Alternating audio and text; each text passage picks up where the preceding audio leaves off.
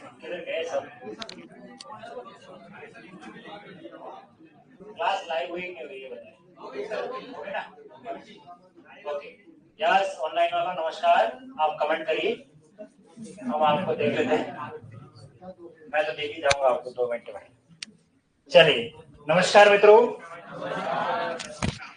तो आज हम उपसर्गों को विराम कर देते हैं, आज कंप्लीट कर लेंगे उपसर्ग, ठीक है? ओके, आवाज देख लेते हैं। नमस्कार कुशाल जी, कुशल है, कुशाल है, क्या है ये? कौशल है। ओके मित्रों, वेरी गुड सर। आपने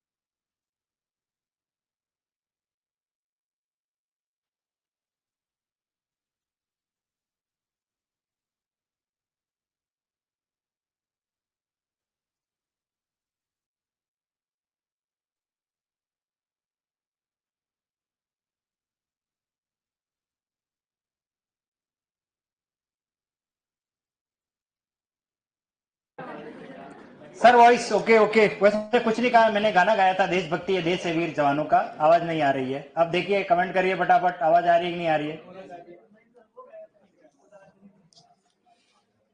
चलिए देखो, आवाज आ रही है सर, वॉइस नहीं आ रही। अब इससे देखो, यहाँ से तो कोई प्रॉब्लम नहीं।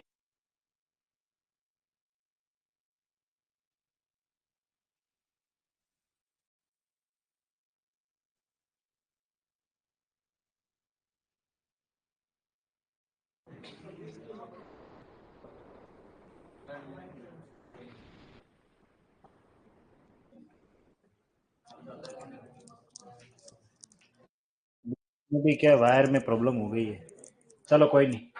अब आवाज आ रही है, एक बार कमेंट कर दो फटाफट, मैं क्लास स्टार्ट कर लूँ पढ़ाना। ओके, चलो कोई नहीं। हाँ आ रही, ओके। चलिए, हम बात कर रहे थे उपसर्गों की, और आज हमारी उपसर्गों की अंतिम क्लास है। फिर हम अगले टॉपिक पर आएंगे, और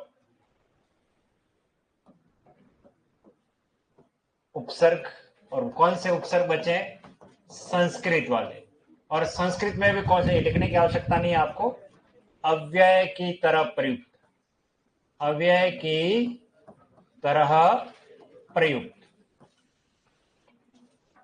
सेम पैटर्न बनाना और एक सिंगल ही पेज लेना, वही पिछली वाला, ठीक है? एक तरफ उपसर्ग, एक तरफ अर्थ, और एक तरफ उदाहरण। कुछ ज्यादा उपसर्ग नहीं है, ठीक है?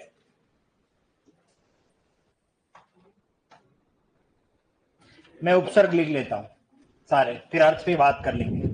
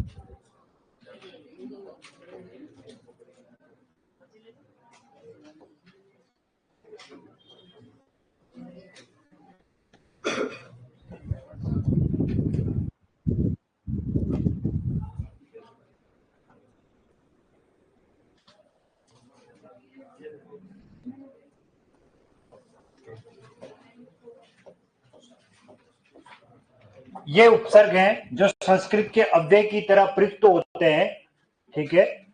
एक और लिख लेते हैं, स्व, लिखा तो नहीं? आगे छोड़ो। अ, अंतर, अंतर, कु, चिर, पुनर, पुरा, प्राक, इनमें भी अंतर बताएंगे हम। ये अंतर अंतर दो क्यों लिखे? कु, कु, पुनर, पुनर, पु, न और र, पुनर। शाबाश। और फिर बही, स, सत, सह, सम, स्व, बहु, पर और अन, ये हैं सारे उपसर्ग। कौन सवाल कर रहा है? चिर के नीचे क्या लिखा है?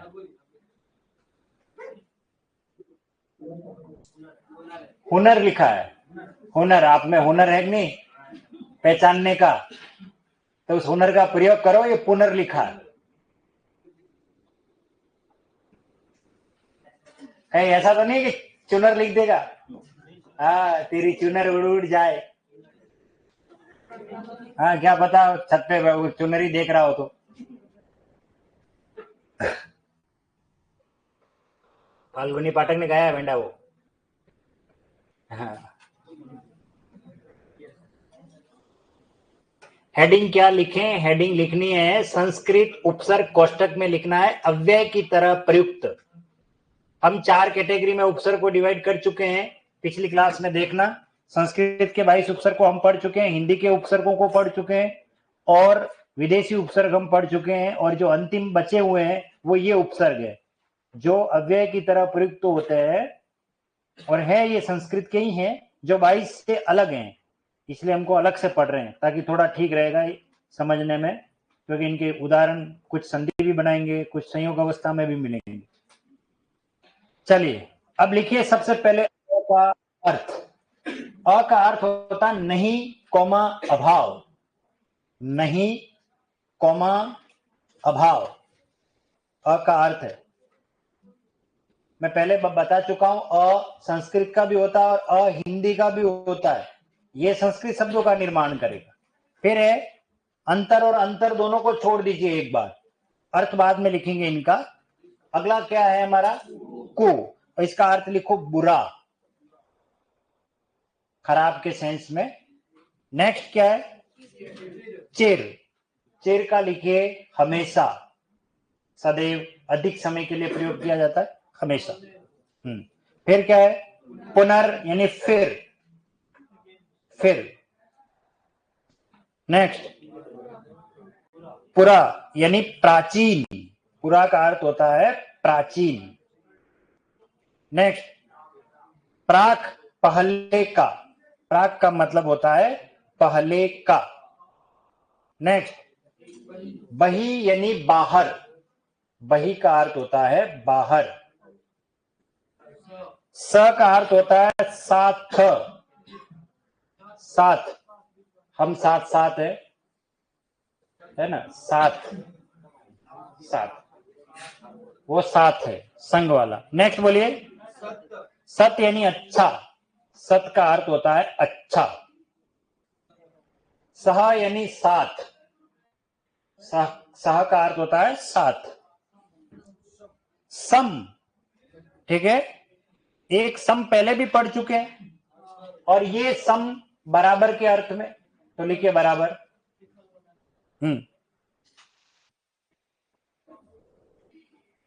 ऑब्लिक करके लिख दो समान, समान, बराबर के अर्थ में या समान के अर्थ में।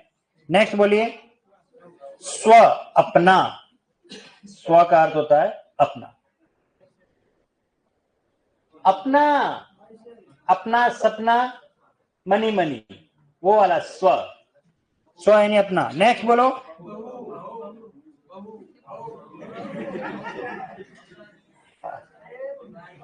शाबाश, क्या बात, ये शब्द आते ऑटोमेटिकली आप, दीर्घीकरण हो गया आपका। ये बहु का अर्थ होता है बहुत, ये होता है बहुत, बहुत। हाँ, कोई ऐसा तो नहीं है ये ऐसे लिख रहा है, नहीं लिखना। ये मात्रा बड़ी है, उपसर्ग को मात्रा कैसी होती है, बस यही ध्यान रखना। चलो नेक्स्ट बोलो पर यानी दूसरा, अन्य भिन्न के रूप में काम में ले जाता है, दूसरा अन्य भी कह सकते हो। नेक्स्ट नहीं, अन्य यानी नहीं, हो गया। ओके, चलिए अंतर और अंतर तो जब आएंगे इन पर मैं उसी समय बात करूंगा, क्योंकि ये बहुत थोड़ा इसको डीपली समझाऊंगा। चलिए अब आ जाइए सबसे पहले अ पर। अ के उदाहरण लिख लेते हैं। अ के उदाहरणों में लिखिए, जिसको वेतन नहीं मिले और बिना वेतन के ही काम करता है वो क्या कहलाता है? अवेतनिक। अवेतनिक अवकाश पर है, अवेतनिक। इसमें अ उपसर्ग है, वेतन मूल शब्द है, इक प्रत्यय, ध्यान रखना, ठीक है। कोई व्यक्ति हमारा परिचित नहीं है तो क्या कहलाता है? अपरिचित, शाबाश। और इसमें ध्यान रखना दो उपसर्ग है, अ और परि, दोनों उपसर्ग है, अ और परि। जिसकी उम्मीद नहीं की हो, आशा नहीं की हो, और आशा से अधिक कोई चीज मिल जाए तो उसको लिए कहा जाता है अप्रत्याशित। ये पुलिस सब इंस्पेक्टर में आया हुआ है, ध्यान रख लेना, अप्रत्याशित। इसमें दो उपसर्ग है, दो क्या तीन उपसर्ग है, दो उपसर्ग है। और इसमें अ, और यह है प्रति, और यह है आशा मूल शब्द है, और इत प्रत्यय।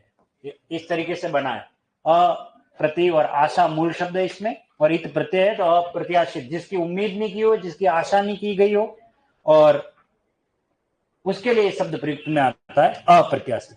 जो मरता न हो, अमर्त्य, उसे क्या कहा जाता है? अमर्त्य। इस तरीके से अमर्त्य कहा जाता है।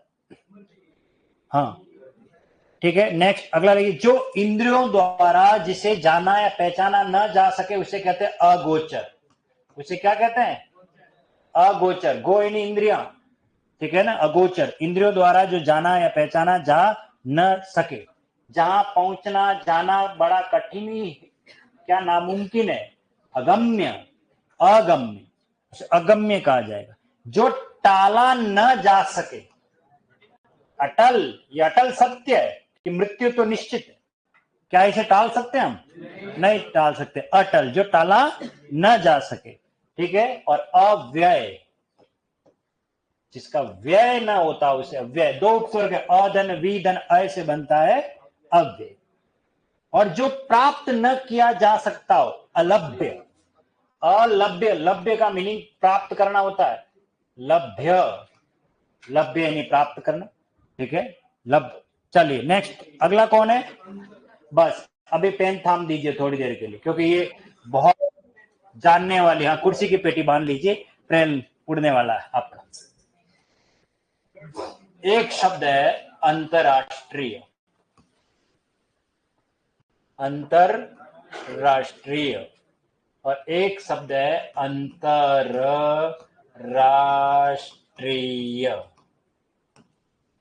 ठीक है। दोनों में से सही कौन सा ये बताएं, वो हाथ खड़ा कर रहे हैं। फर्स्ट को वोट देने वाले हाथ खड़ा करें, फर्स्ट को, फर्स्ट। सब आप वोट नहीं दे रहे हो क्या? वोटर लाइस्ट, इसमें से कौन कौन है? वोटर आईडी किस किस का बना? उनको तो दो, वो तो दो।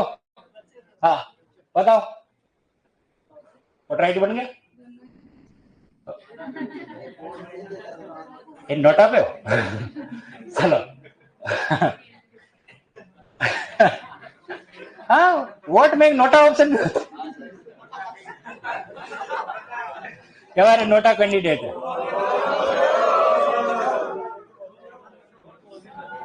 चलो एक कहानी सुना देते, अभी आ जाएगी वो, 2 मिनट में कहानी खत्म भी नहीं होगी। हाँ, चलिए सवाल है, कहानी नहीं है, आपके लिए एक पहेली। देखो मेरे पुराने स्टूडेंट उत्तर नहीं बताएंगे, शायद हो सकता है उनको मैंने बता रखी हो, ठीक है। और बताना नहीं है, सिर्फ हाथ खड़े, मैं देखता हूँ उस बच्चे को मैं सम्मानित करूंगा यहाँ पर जो मैं मेरी पहेली का जवाब दे देगा। अब लाइट आ गई, पहले नहीं कहूंगा, कहो। चलिए लेकिन आंसर बताए फिर मैं कभी कोई बात नहीं करूंगा किसी भी संबंधित पढ़ाई के अलावा। तो आप सोच लीजिए, अगर आपको नहीं, मतलब अगर आंसर आता है तो हाथ खड़े कर देना, ठीक है ना। मैं चाहता हूं कि कौन ऐसा है जो सही आंसर बताता है। पीली पीली है पर बेसन की नहीं। पीली पीली है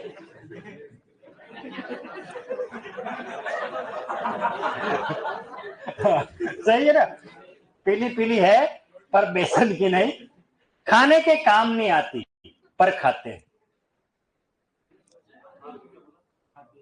वापस बोल रहा हूं, पीली पीली है पर बेसन की नहीं, खाने के काम नहीं आती पर खाते हैं। ऑप्शन दे देना, पहले में ऑप्शन दे देंगे का। अच्छा, इस क्लास में किसी को उत्तर है? वो हाथ खड़ा कर ले। हाँ, किसी को आंसर आए? आ गया? पित्तल की थाली खाते हो उसे? हाँ चलो, पित्तल की थाली बोल रही है। हाँ, हल्दी खाने का काम नहीं आती, खाने के काम तो आती हो। हाँ, जलेबी, अरे बोलते जाओ, सोचो। हाँ, पर पहली अच्छी है कि नहीं, पहले बताओ। पीली पीली है इज द बेस्ट। ओह शाबाश, घर पे बैठ जाना।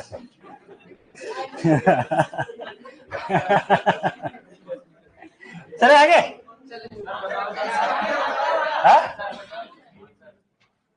आंसर, ये ऑनलाइन वालों ने कुछ आंसर दिया, फिर देखते ले। इन्होंने कुछ आ रहा है किसी को? सनलाइट, बसंत पंचमी, जलेबी बाई, ओए होए। ओके ओके ओके, सब्जी वब्जी, ये तो चलो ठीक है, ऑनलाइन वाले आपके जैसे है ये भी। चलो, तो इसका उत्तर कल बताएं, आज बताएं? चलो, इसका उत्तर है, बड़ा अलग टाइप का उत्तर है, और इस उत्तर को समझने के लिए दिमाग लगाना पड़े। जिसने भी ये पहली बनाई है, फोटो खींच रहा है का। तो इसका आंसर है गोल्ड, सोना। अरे लाइन तो सुन ले। सोना पीली पीली है पर बेसन की नहीं। बेसन खाने वाला बेसन नहीं बेंडो, ये बेसन बिना सन की। जब भी गवर्नमेंट का सोना निकलता है ना, स्टैंडर्ड हॉलमार्क वाला, अप्रूव्ड ईयर हो, जैसे मोटर व्हीकल कानून के अंतर्गत जो गाड़ी जिस सन में निकलती है ना, उसके नंबर होते हैं। 2020 का मॉडल है, 2022 का मॉडल, वैसे गोल्ड का भी होता है। ज्वेलरी के पास जो गोल्ड जाता है ना, वो गोल्ड को क्या अपनी मर्जी से थोड़ी ला रहा है ना, उस गोल्ड के ऊपर मार्क होता है। कभी भी देखना 24 कैरेट सोना, कभी देखा आपने? हाँ, तो पीली पीली है पर बेसन की नहीं। पीली से अभिप्राय है सोना पीले कलर का होता है, और बेसन का नहीं होता, वो एक मतलब हॉलमार्क का होता है, अप्रूव्ड होता है, यानी कि यूं कह सकते हो वो रजिस्टर्ड किया हुआ होता है, वो सन में, इस सन का वो सोना बना हुआ। बिस्किट वगैरह जब भी देखना आप, सोने के बिस्किट जो बनते हैं ना, वो देखना सरकार उसको मान्यता देती, तो ये उसको आगे सुनार वगैरह काम में लेता और चलता है। नहीं तो वो तस्करी, कालाबाजारी का कोई होता है कर रहे तो वो बात अलग है, बाकी इसका पैटर्न ही है। पीली पीली है पर बेसन की नहीं, खाने के काम नहीं आती पर खाते। अब आप देखिए, कोई पीली वस्तु आपको मिल जाती है, आपके दिमाग में पहले स्ट्राइक होती है, यार ये गोल्ड है कि पित्तल है, क्या है? आप उसको खाते नहीं हो, खाने के काम नहीं आती पर खाते हैं। पर खाते हैं यानी परखना, टेस्ट करना, जांच करना, पित्तल है या सोना है। परखना, खाने के काम नहीं आती पर खाते हैं। कहीं मिल गई कोई सोने की बिस्किट, अरे यार ये पित्तल की टुकड़ी है या सोने की है, चलो पूछ के आते हैं सुनार को। परख रहे हैं, उसको चेक कर रहे हैं।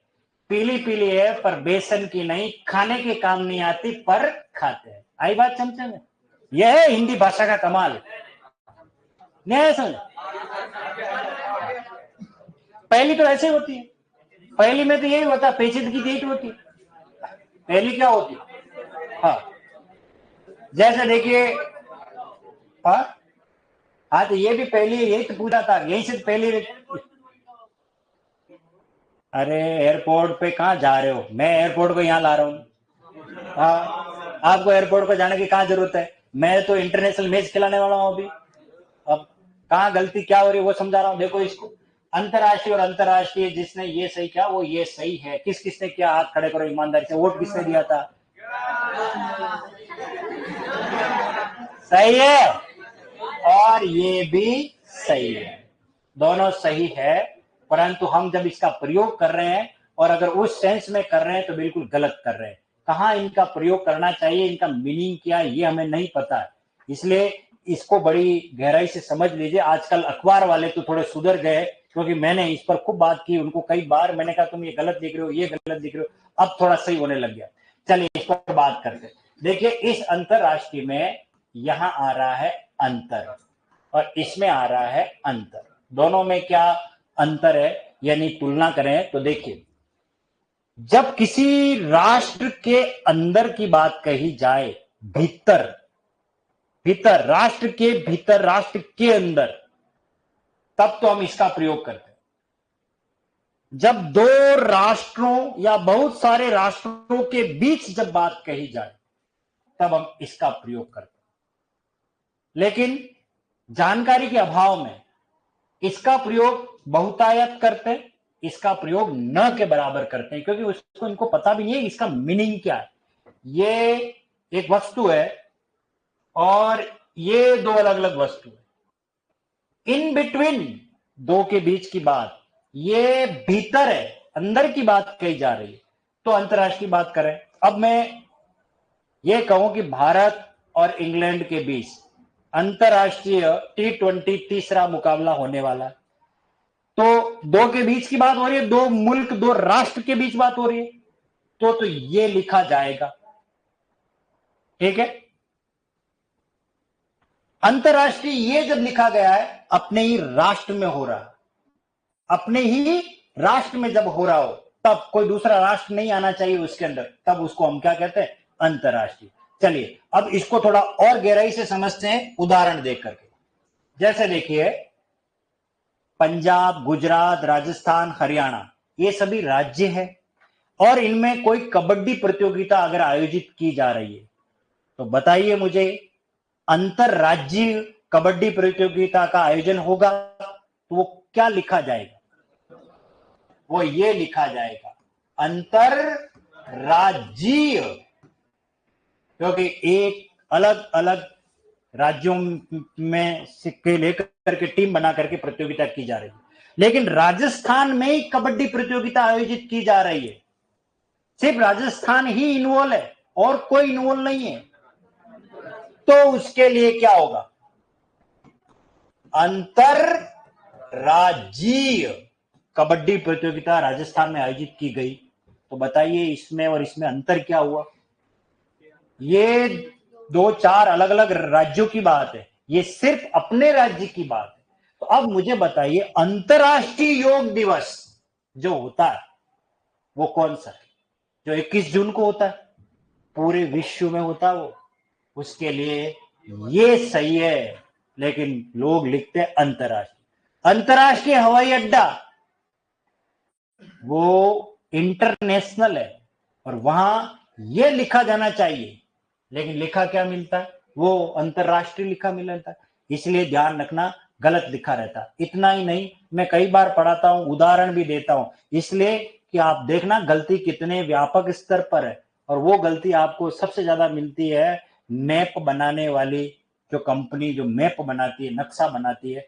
कभी देखना, भारत का नक्शा आपने देखा होगा, चार्ट बना सा रहता बड़ा सा, अपने विद्यार्थी जीवन में देखा होगा, विद्यालय में दीवार पे लगा हुआ। उसके अंदर भारत का जब नक्शा बनता है तो नक्शा में, वो नक्शे बनाने में वो इस तरीके का आपने वो ऐसा कुछ देखा होगा ना, इस तरीके का। तो इस नक्शा बनता है तो वो बीच बीच में इस तरीके से डॉट डॉट बना रखा होता है और यहां वो लिखते हैं संकेत। क्या लिखते हैं? और वो इस तरीके का संकेत बनाते हैं और यहां लिखते हैं अंतरराष्ट्रीय सीमा। और ये देखना, आप तो आज ही देख लेना, नहीं तो मैं नक्शा लाऊंगा, फिर मैं बताऊंगा वो नक्शा बनाने वाले ने, वो मेरे पास आया ही नहीं। वो अंतरराष्ट्रीय ऐसा लिखा रहेगा, अंतरराष्ट्रीय सीमा 1070 किलोमीटर, रेड क्लिफ राजस्थान की है ना, रेड क्लिफ है। ठीक है, अंतर्राष्ट्रीय सीमा। अच्छा बताओ, अंतर्राष्ट्रीय सीमा तो राष्ट्र से मिलती है ना, तो दूसरे राष्ट्र से मिल रही है। भारत की बात थोड़ी हो रही है, भारत और राष्ट्र दूसरे, और भारत की अंतर्राष्ट्रीय सीमा क्या पाकिस्तान से मिलती है, अफगानिस्तान से भी मिलती है, और भी दूसरा नेपाल है उससे भी मिलती है, भूटान से भी मिलती है। हाँ, तो आप सोचिए अंतर्राष्ट्रीय सीमा तो कई देशों से मिल रही है, इसलिए सही सही मायने में वहां लिखा जाना चाहिए संकेत वाली जगह अंतर्राष्ट्रीय सीमा, ये लिखा जाना चाहिए, पर ये लिख देते, गलत है ये। और हमारे मस्तिष्क में ये चला हुआ है, इसलिए हम इसे शुद्ध मान रहे हैं, इसका मतलब आज नहीं था। और आपकी जो बुक है यहाँ आपको नोट्स में जब मैं आपको पढ़ाऊंगा उसमें भी मैं लिखूंगा कि अंतर्राष्ट्रीय और अंतर्राष्ट्रीय का मतलब क्या है। इसका मतलब तो होता है दो राष्ट्रों के बीच में और अपने ही राष्ट्र में। तो हम इसके उदाहरण अब आगे पढ़ेंगे। तो अब आ जाइए इस पर, अंतर और अंतर के अंतर पर, इसका मीनिंग लिख लीजिए। क्या अंतर था ये वाला। इस पहले वाले अंतर का मतलब लिखिए भीतर कॉमा मध्य, भीतर कॉमा मध्य। और दूसरे अंतर का लिखिए के बीच, के बीच।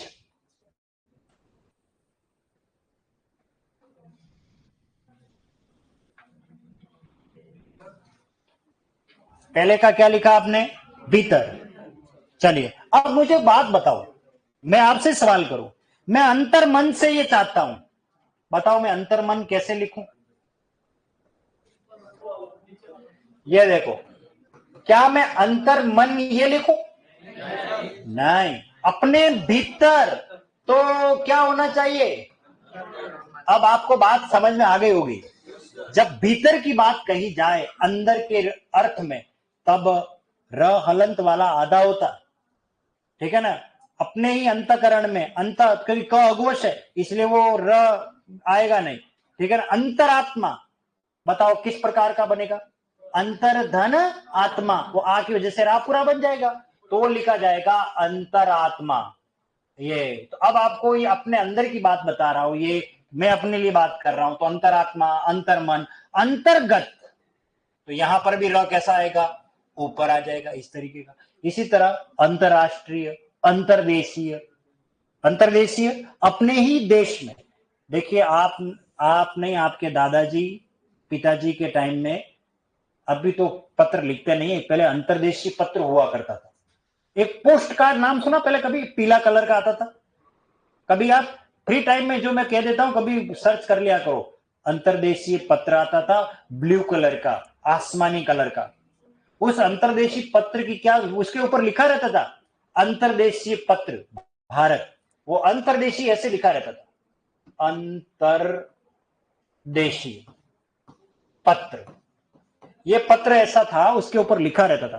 पोस्ट कार्ड, उसके ऊपर पोस्ट कार्ड लिखा रहता था, अंतरदेशीय पत्र पर अंतरदेशीय। इसका मतलब क्या था, इसका मतलब पोस्ट कार्ड सब जगह नहीं जाता था, पोस्ट कार्ड के ऊपर टिकट लगा करके जाता, पोस्ट कार्ड ऐसे बिना टिकट के भी चला जाता था, लेकिन फिर अगले वाले से पैसे मांगते। कुछ लोग पैसे लगाते, टिकट लगाते नहीं थे, 5 रुपए का टिकट लगता है, वो जाएगा, वो पोस्ट कार्ड कहाँ, जयपुर मैंने पोस्ट कर दिया। अब किसी के घर चिट्ठी गई और उस पर क्या टिकट लगा हुआ नहीं है, तो वो पोस्ट कार्ड पहले 5 रुपए दो, तो ये पत्र दो, बाकी नहीं दो। बोले नहीं चाहिए मुझे, 5 रुपए नहीं देने, वो चिट्ठी वापस लिया था। वो बेरंग कहलाती, वो चिट्ठी कौन सी कहलाती, बेरंग। वापस आ गई चिट्ठी, वो फिर वो जिसने लिखा अपना नाम नहीं लिखा, वो चिट्ठी ही चलती रहती, वो सरकार के खाते में मतलब डूब गया पैसा, यूं समझ लीजिए, क्योंकि वो चिट्ठी का कोई मतलब नहीं था। लेकिन अंतरदेशी पत्र का कंसेप्ट क्या था, अंतरदेशी पत्र जब हम खरीदते ना, उसके ऊपर ऑलरेडी टिकट लगा हुआ होता, 75 पैसे का। उस जमाने में जब मैंने चिट्ठी लिखना आरंभ किया तब 75 पैसा का, वो अभी तो कार्ड ही नहीं मिलता, हो तो अंतरदेशी शायद खत्म ही हो गया होगा, हालांकि शायद डाक में कहीं हो, पता नहीं। उसका मतलब है अगर आप, मैं लॉस एंजलिस ऐसे करके मैं एड्रेस लिख दूं, वो चिट्ठी नहीं जाएगी। अमेरिका का एड्रेस लिख करके मैं चिट्ठी पोस्ट में डाल दूंगा, वो जाएगी भी, क्योंकि वो लेटर सिर्फ इंडिया में ही घूमता है, कहीं अपने बाहर जाने की उसको अनुमति है ही नहीं।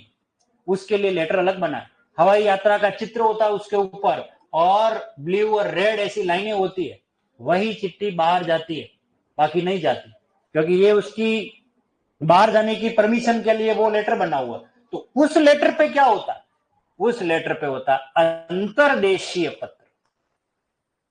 यह है आउट ऑफ कंट्री जाने वाला।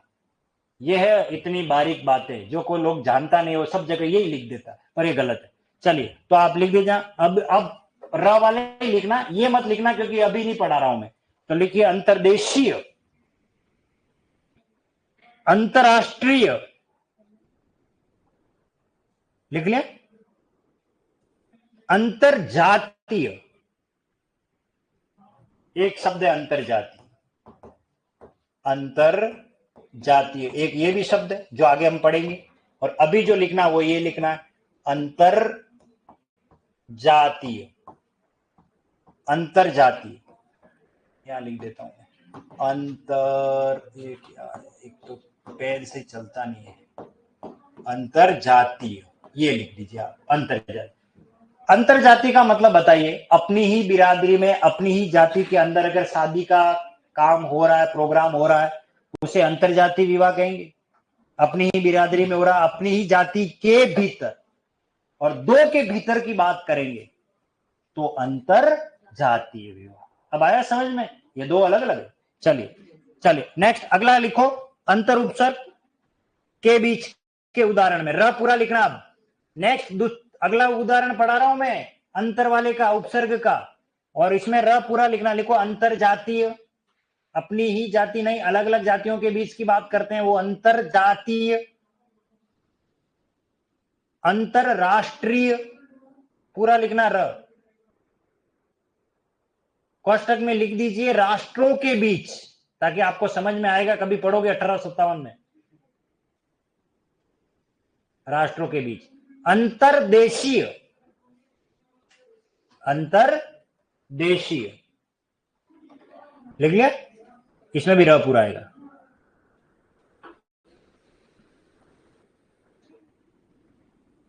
अगला उपसर्ग कौन है हमारा? कु का अर्थ क्या होता है? बुरा। जिसका रंग बुरा हो, कुरंग। लिखो कुरंग, कुरंग। जिसके कर्म बुरे हो, कुकर्म। कुकर्म नहीं, कुकर्म। कुकर नहीं, कुकर्म। जो पुत्र खराब हो, कुपुत्र। पूत कपूत क्यों धन संचय, पूत सपूत क्यों धन संचय। लाटानुप्रास है ये। चलिए अगला, इसी में और उदाहरण लिखिए।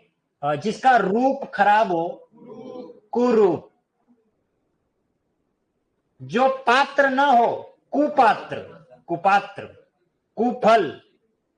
और जो तर्क वितर्क खराब सेंस में करता हो, कुतर्क, उसको कहते हैं कुतर्क। जिसकी मति मारी गई हो, कुमति। जिसकी नजर या दृष्टि खराब हो,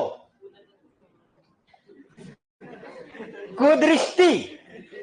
संस्कृत पढ़ा रिया हो, को नजर नहीं, कुदृष्टि। मैं जो संस्कृत की बात कर रहा हूं तत्सम कुदृष्टि, कुनजर। हाँ चलो नेक्स्ट बोलो। चिर का अर्थ क्या होता है? हमेशा। लंबे समय से जब हम किसी चीज से परिचित हो जाते हैं तब के लिए हम इसका प्रयोग करते हैं। लंबे समय के लिए प्रयोग करते हैं चिर का। जैसे देखिए चिरायु भव, लंबे समय तक आपकी आयु बनी रहे, तो चिरधन आयु, चिरायु। जैसे ही मंत्री जी स्टेज पर आए और अपने चिर परिचित अंदाज में बोले, मित्रों, है ना, चिर परिचित। क्या अर्थ है इसका? लंबे समय से जब हम किसी से परिचित हो जाते हैं उसके लिए ये शब्द काम में लिया जाता है, चिर परिचित। इसमें दो उपसर्ग है, चिर परिचित। र में लिखना रह गया, चिर परिचित। चिर परिचित, चिर परिचित, चिर परिचित। लंबे समय से जिससे हम परिचित हो जाएं उसे हम क्या कहते हैं? चिर परिचित। लंबे समय से आप परिचित हो, बताओ। खामोश कौन कहता है? शत्रुघ्न सिन्हा। हाँ, हम उससे जानी कौन बोलता है? जिनके घर शीशे के हो वो अपने कपड़े बेसमेंट में बदलते हैं, है ना? ऐसा कोई डायलॉग सुना होगा उन्हें। हाँ, ये दूसरों के घर में नहीं जाना, ठीक है? ऐसे अंदाज जिनको हम लंबे समय से परिचित हो। आई बात चमचे में, ये किसका अंदाज है? यस, आओ। हाँ, आप लोगों को आई बात चमचे वाली कहानी नहीं सुनाई अभी तक?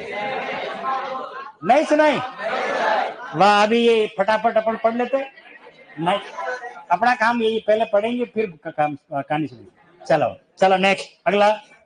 हाँ, उदाहरण लिख लो इसमें। चिरायु, चिरकाल, चिरजीवी, चिरस्थाई, चिरपरिचित, चिरयौवन। ये चिरयौवन का मतलब होता है लंबे समय तक जवान रहे एकदम। हाँ, अप्सरा। चिरयौवन। हाँ, फेयर एंड लवली का जादू बरकरार रहे। हाँ, चिरयौवन। अरे यौवन, लंबे समय तक जवान रहे, बुढ़ा नहीं हो। चिरयौवना भव। पहले अप्सराएं हुआ करती, अप्सराएं कभी बुढ़ी नहीं होती, वो चिरयौवना होती है। क्या होती है? चिरयौवना। उनको चिरयौवना कहा गया, इसलिए कहा गया है। हम लोग चिरयौवन नहीं है। आज अपन ऐसे हैं, कल बुढ़े हो जाएंगे। ये गाल वाल दांत वांत सब गिर जाएंगे, शकल बोल पहचान में भी नहीं आएंगे, बोल नहीं पाएंगे और खासेंगे, बस कुछ नहीं करेंगे, है ना।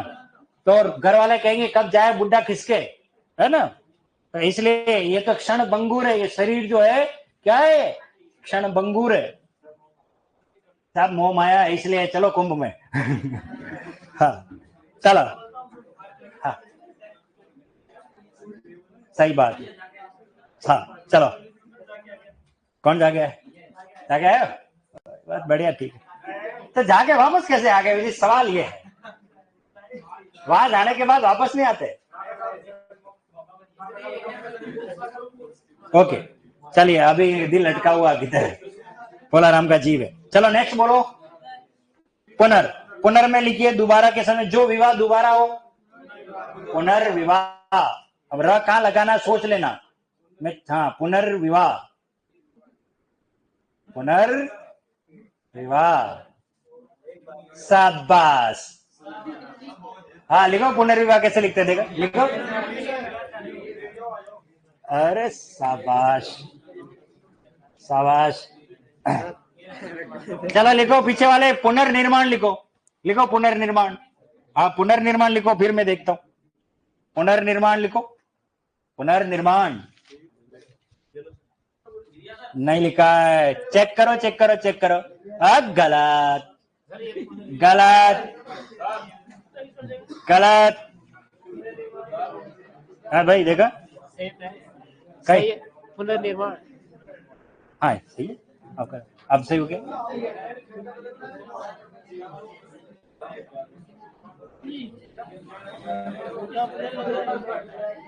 हाँ सही, और सही है।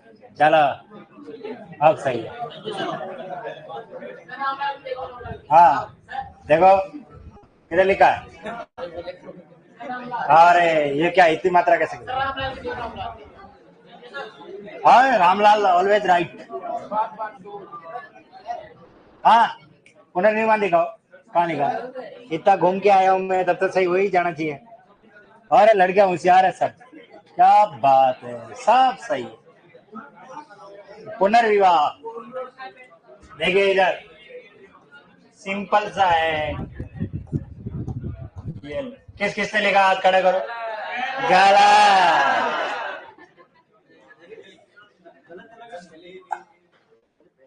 ये सही है, पुनर्निर्माण। ये किस किसने लिखा? गलत।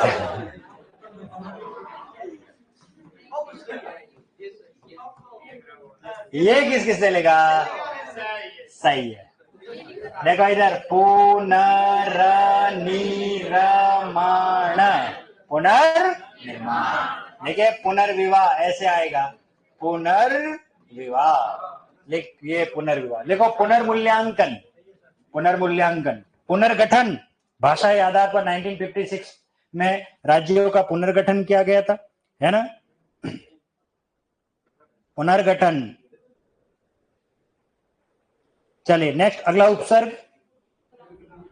पुरानी प्राची। लिखिए पुरातत्व विभाग में पुरातत्व लिखो। पुरातत्व, पुरावशेष ये पुरावशेष, ध्यान रखना रे, इसमें दो उपसर्ग है, इसमें पुरा तो उपसर्ग है ही, और अवशेष अव भी उपसर्ग है, शेष मूल शब्द है, दो उपसर्ग है, पुरा और अव, ठीक है। पुरा यानी प्राचीन। आप कहोगे यार ये शब्द हमने कभी सुना ही नहीं, ये शब्द आपने कभी अर्थ इसको बहुत कम सुना होगा आपने, पूरा को, खाली ये पूरा तत्वन कभी पढ़ गया काम इसलिए, बाकी श्लोक में तो बहुत फेमस है, रामायण में तो ये बहुत बड़ा लंबा श्लोक में भी आता है। ये वो भगवान राम जो होते हैं ना, वनवास चले जाते हैं कितने वर्ष के लिए, हाँ 14 वर्ष के लिए। इसके पीछे क्या स्टोरी रही आपको पता है?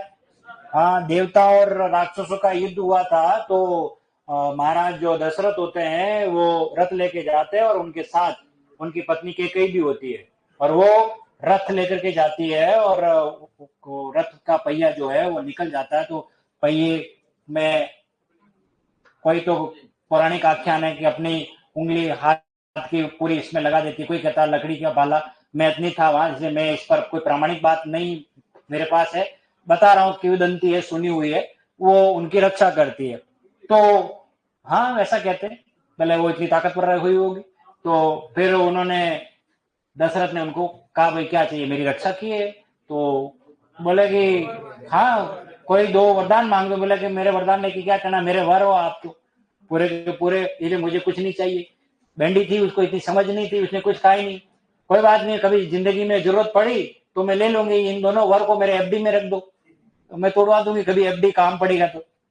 बहुत समय बीत गया, उनके वहां मंत्रा आती है, जानते हो मंत्रा, और वो फिर उनको याद दिलाती है, कुछ याद है, एफडी पड़ी है, अभी टाइम है, हाँ मैच्योर हो गई है, अब तोड़वाओ एफडी। वो दो वरदान, कहाँ राम का राज्याभिषेक हो रहा था उसी समय, तब फिर वो वरदान मांगती है, मैंने उस समय आपसे कुछ वरदान मांगे थे दो, वो मुझे चाहिए। मतलब क्या कि 14 वर्ष का भगवान राम को वनवास और भरत का राज्याभिषेक, बात समझ में आई ना? तब फिर वो संस्कृत में लाइन आती है कि क्यों है, क्यों वरदान मांगे, क्यों है कि पूरा देवा सूरे युद्धे पित्राते मम रागो रक्षितेन वरो दत्तो शशल्येन महारणे। ये संस्कृत में कहा गया कि पूरे देवासुर यानी प्राचीन काल में देव और असुरों के बीच में युद्ध हुआ था, तब तुम्हारे पिताजी की मैंने क्या की थी, रक्षा की थी, उसके बदले मुझे तुम्हारे पिताजी ने कितने वरदान दिए, दो। उसी वरदान की वजह से मैं तुम्हें 14 वर्ष के लिए बाद भेज रही हूँ, क्योंकि मैं अपने बेटे भरत को क्या देखना चाहती हूँ, राजा बना। बात समझ में आई? तो पूरा ही प्राचीन के रूप। चले, तो पुरातत्व, पुरावशेष और पुरातन, एक और लिखिए पुरातन, पुरातन, पुरातन, पुरातन विभाग कहते हैं, वैसे पुरातत्व होता है, वैसे पुरातन, सनातन, ऐसे, तो पुरातन। नेक्स्ट बोलिए, प्राग यानी पहले का, लिखिए, ये तो मैं पढ़ा चुका हूं संधि में वैसे भी, जैसे प्राग धन ऐतिहासिक, प्राग ऐतिहासिक, प्रागैतिहासिक ये आएगा, ठीक है। प्राग धन वैदिक, प्राग वैदिक, इस ग में बदलेगा, और क अघोष है तो संधि नहीं होगी, और ये प्राक कथन लिखा जाएगा, ये आ जाएगा प्राक धन कलन, प्राक कलन, तो ये क अघोष है तो ये क लिखा जाएगा, वास्तव में इसमें उपसर्ग है प्राक, क बदलेगा ग में। नेक्स्ट बोलिए, बही यानी बाहर, ठीक है, बहिर्गमन, बाहर की तरफ गमन करना, एग्जैक्ट, बहिर्गमन, आयुधन वेद, आयुर्वेद, तो उस वाले नियम में आएगा, बहि प्लस गमन, बहिर्गमन, इस तरीके से लिखा जाएगा, बहिर्गमन। बहि प्लस कार, बहिष्कार, बहिष्कार, बहिष्कार, बहिष्कृत, बहिर्मुखी, बहिर्मुखी,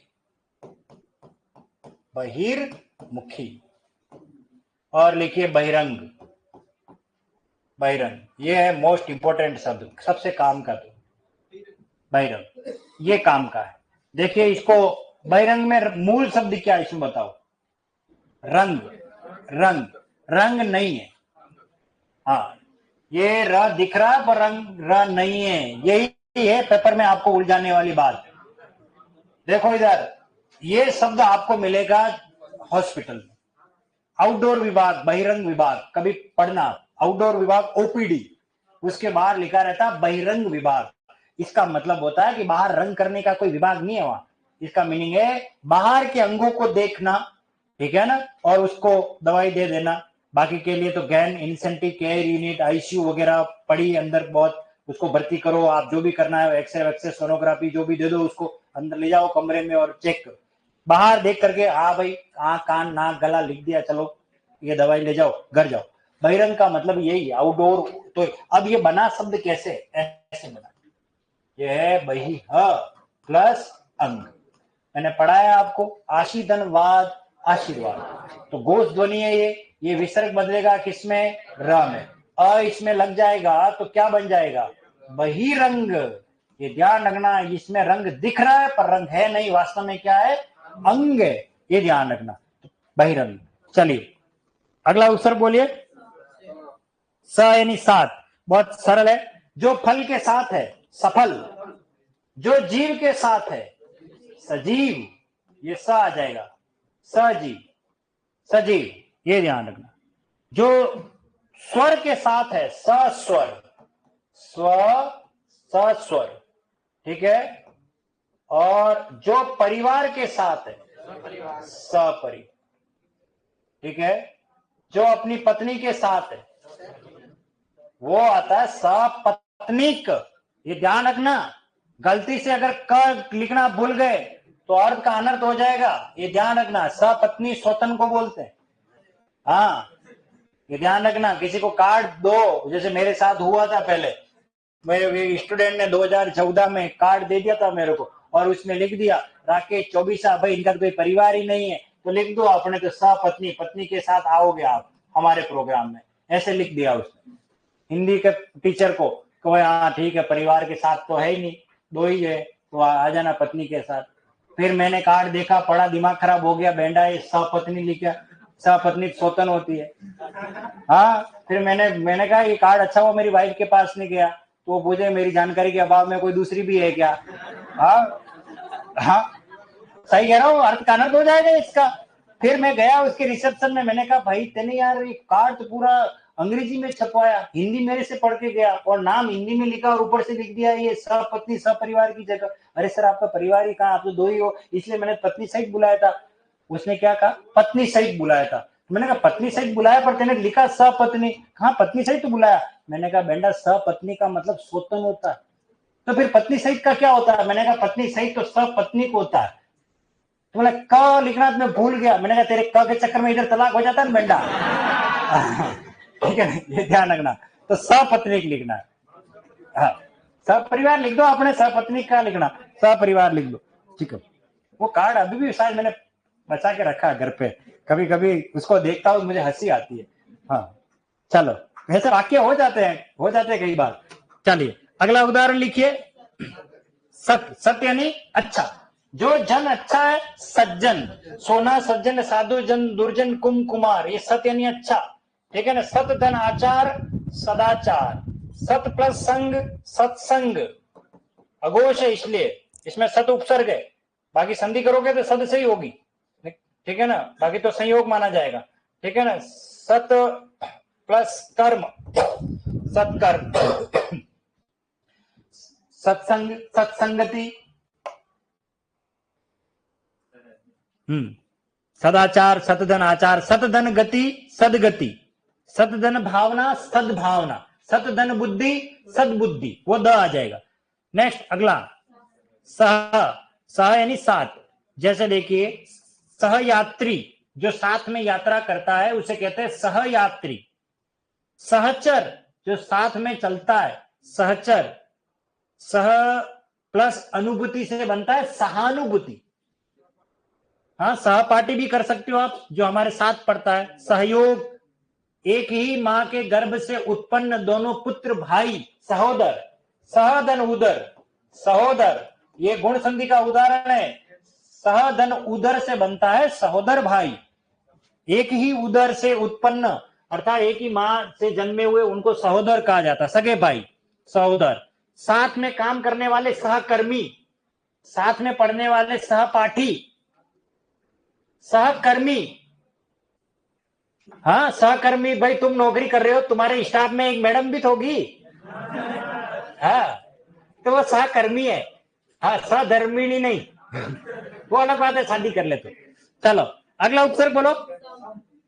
सम, ठीक है, लिखिए सम में सम चतुर्भुज, सम चतुर्भुज, समकोण, समबाहु, सम द्विबाहु। सम पूरा लिखना है, हलंत नहीं आएगा। हाँ समकोण। नेक्स्ट अगला बोलिए। स्व का मतलब अपना, अपना देश स्वदेश, अपना राज्य स्वराज्य, जो स्वयं द्वारा रचित हो स्वरचित, जिसका तंत्र स्वयं का हो स्वतंत्र, जो स्वयं चालित हो स्वचालित, स्वभाव, स्वरूप, स्वधर्म। चलिए नेक्स्ट बोलिए। बहुमत, बहुमत, बहुवचन, बहुमूल्य, बहुधा यानी बहुत बार, बहुधा का मीनिंग होता है बहुधा, बहुधा, बहुउद्देश्य,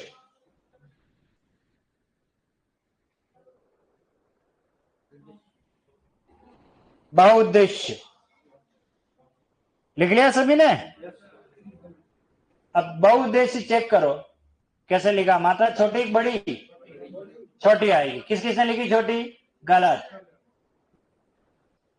यही तो बात है। बहुउद्देश्य में मात्रा बड़ी आएगी, क्योंकि बहुधन उद्देश्य से बनता है बहुउद्देश्य। ये संधि की वजह से बड़ा हो गया है। यह बहु और ये उद्देश्य, बहु और उद्देश्य से बनता है बहुउद्देश्य। अगला अंतिम पर भी बचा, लिखो पर में तो लिख दो परोपकार, पर धन उपकार, परोपकार।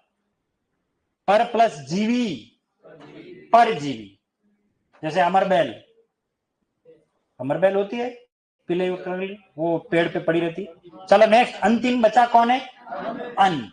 अब पहले पढ़ा चुका हूं, जो आवश्यक ना हो अनावश्यक, जो उत्तीर्ण ना हो अनुत्तीर्ण, जिसका अंत न हो अनंत, अनंत, जो उपजाऊ न हो अनुपजाऊ, अनुपजाऊ, अरे ऐसे आएगा अनुपजाऊ, अनुपजाऊ, जो उर्वर न हो अनुर्वर, अन धन उर्वर अनुर्वर, अन प्लस उर्वर से बनता है अनुर्वर, जिसका आदि न हो, नहीं छोटी, जिसका कोई आदि न हो अनादि, और जिसका अंग न हो अनंग, कामदेव को कहते हैं अन धन अंग से बनेगा अनंग। हो गए कंप्लीट? ओके, कल इन सभी उपसर्गों को आप पढ़ के आओगे और आते ही कल टेस्ट लूंगा, बिल्कुल। बाकी मिलेंगे अपन अपनी अगली क्लास में कल।